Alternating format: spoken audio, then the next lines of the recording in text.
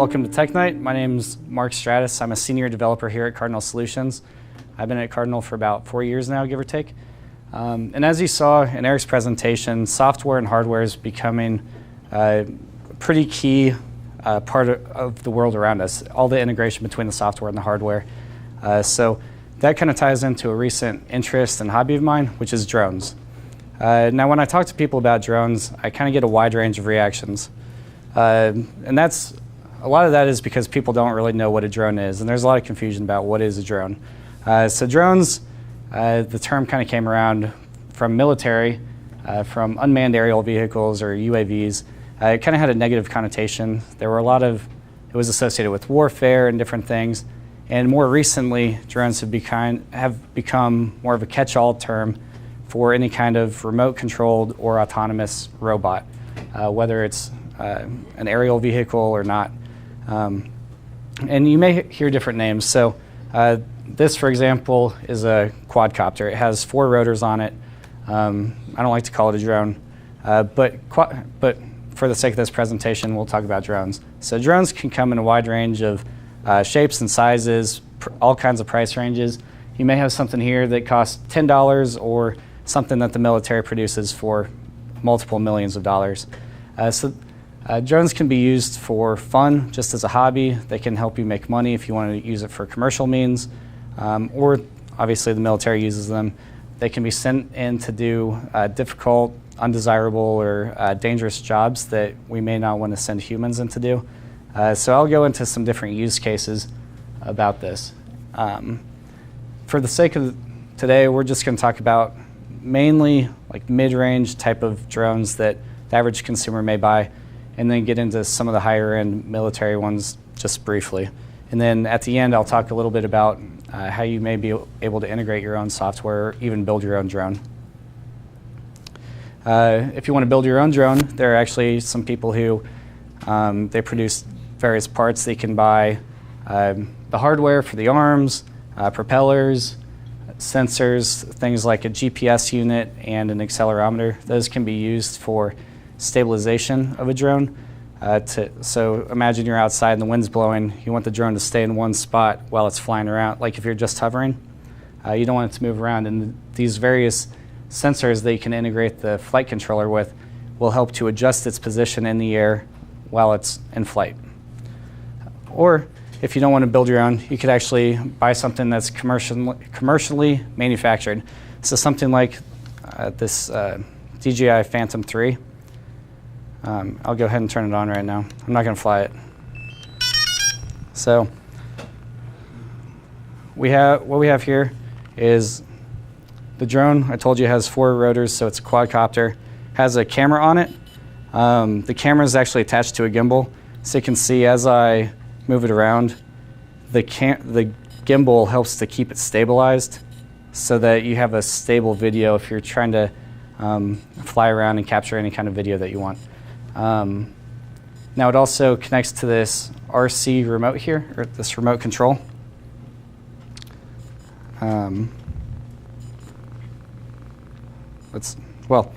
It's not up and running right now, but you can actually, from the camera, it provides a live feed of what the camera sees, so you can watch it as you're flying. So I could be standing in my yard, flying down the road, and actually watch exactly what the camera or what the drone is seeing right here on my phone. And there are actually some autonomous flight modes along with this as well, and I'll get into those with some of my examples. But say I wanted to hover in place, I can just let go of the remote and it'll hover right there for me and adjust to any wind or any interference.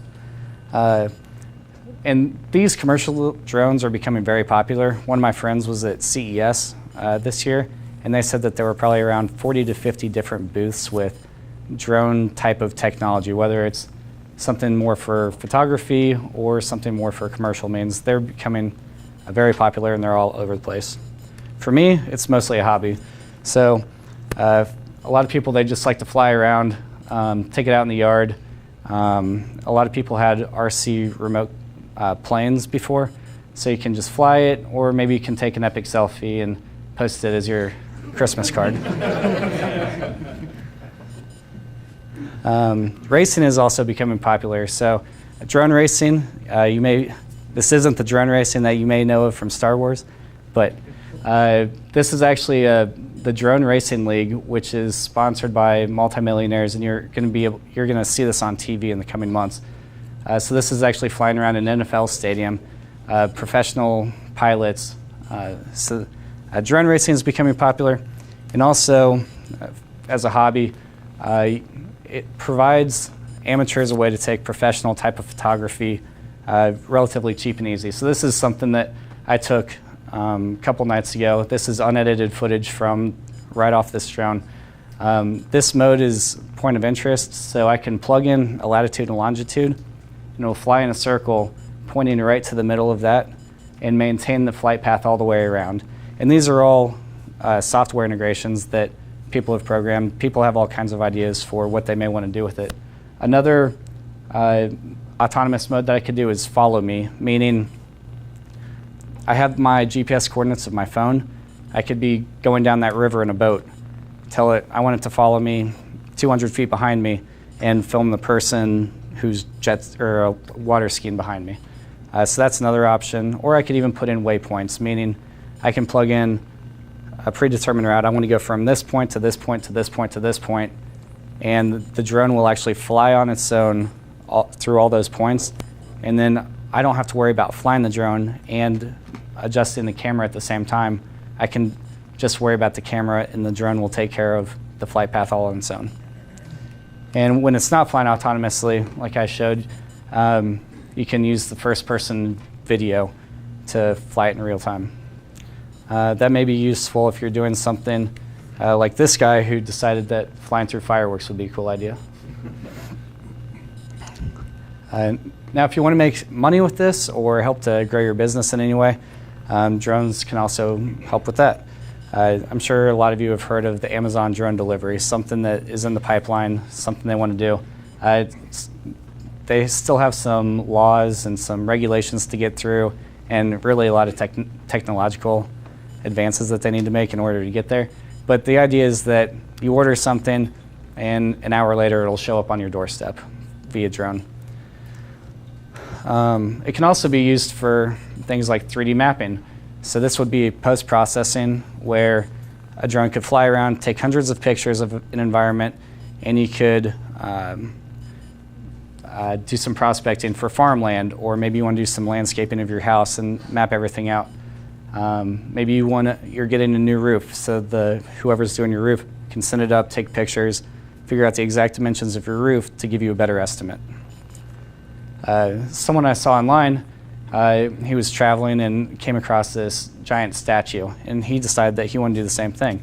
So he went out, took a bunch of pictures, came back to his computer, modeled the statue, and actually used the 3D printer to print out a model, a fraction of the size, an exact replica of it. Now drones, they're really cool when they work by themselves, but there's a lot of research being done right now for swarm technology, meaning drones navigating and doing tasks together to accomplish a common goal. So in this case, you can just see there are 16 different drones all flying in formation. Another example of how this could work is these two drones. I'll let them talk. So this is a pole that's sitting on top of this drone, and the drone is balancing itself. And now it's going to, it throws it to another drone, and the drone can actually see the pole in the air, catch it, and balance it all autonomously. So no one's controlling these at all. These are all done by the computers on board the devices.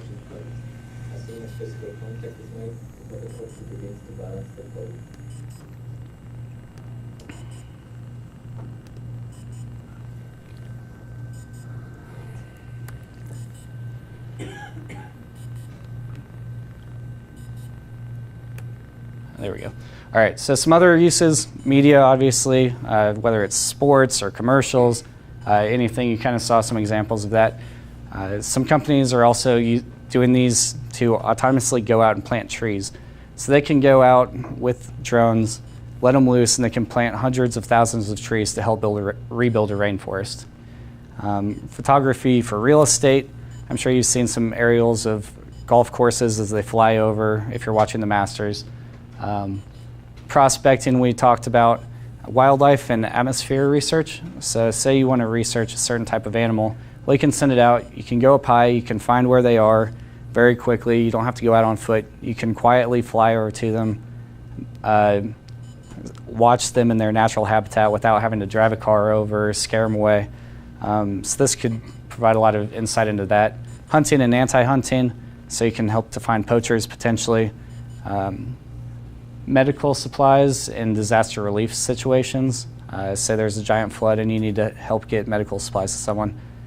You can fly a drone over to them. Or even in third world countries where the nearest hospital is a couple hours away, this is a quick alternative to rather than bringing the person into the hospital, you can fly something out to them while they wait for that medical attention.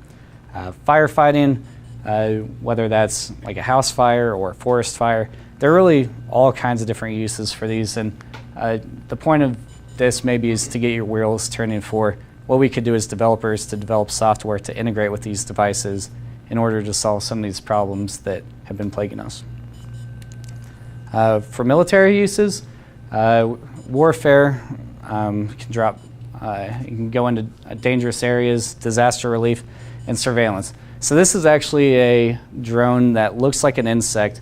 It can fly its wings like an insect and can go into these various situations and be essentially undetected. Now, here's a video from Wright-Patterson Air Force Base. I had an internship there about 5 years ago, and this is some of the work that they're doing there.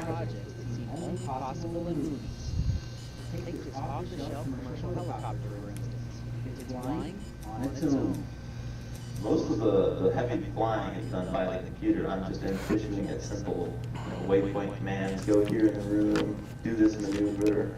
Lieutenant Goff works in the Micro Air Vehicle program at Wright-Patterson Air Force Base, a program that was started in 2008. The program develops autonomous MADs for the Air Force, with the goal of making them look like birds and even insects. These things can do all sorts of jobs that are putting people in harm's way right now, and really take soldiers away from that area of danger, and put these things in their place. It's just going to open up tons of possibilities once we achieve a lot of the technical challenges that are involved. The challenges are endless for an autonomous MAD that small: adjusting the wind, moving around objects in a crowded environment, and not running out of battery power, just to name a few. We don't know a lot of stuff, and that's what's really exciting for us. So our first goal, the near-term goal, is to have a bird-sized vehicle, that fat pigeon, so a couple of pounds, about 24 inches of wingspan, that's able to operate semi-autonomously, meaning it doesn't have to be flown like current remote-controlled aircraft have to be flown, and able to do a mission or to do something for a week. That's like asking your cell phone, if you will, to work unimpeded for a week without recharging. How do you do that? The answer may lie in So there's more to that video, but you can watch it at a different time. But one of the cool things that they mentioned was battery life. That's one of the big challenges. This drone right here has about a half hour of battery life. Well, if you needed to go out for a week and do a mission, how do you solve for that?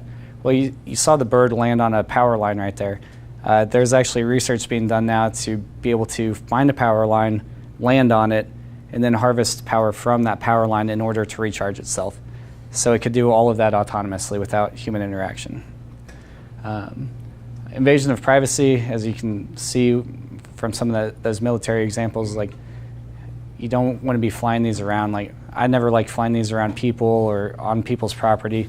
And really there are some safety guidelines and FAA requirements that go into that, and I'll get into that in a minute.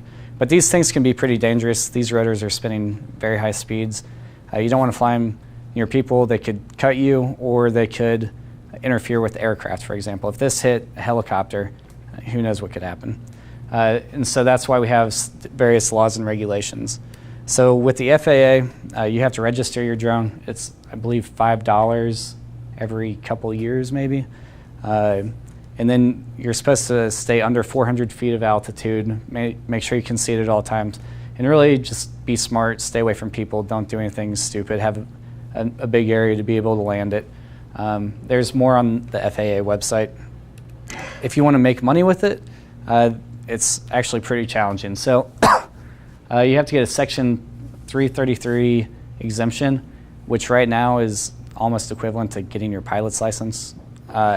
So really it's not too easy, but there are rumors of them creating laws that are in the works to make it a little easier for anyone to start up their own drone business.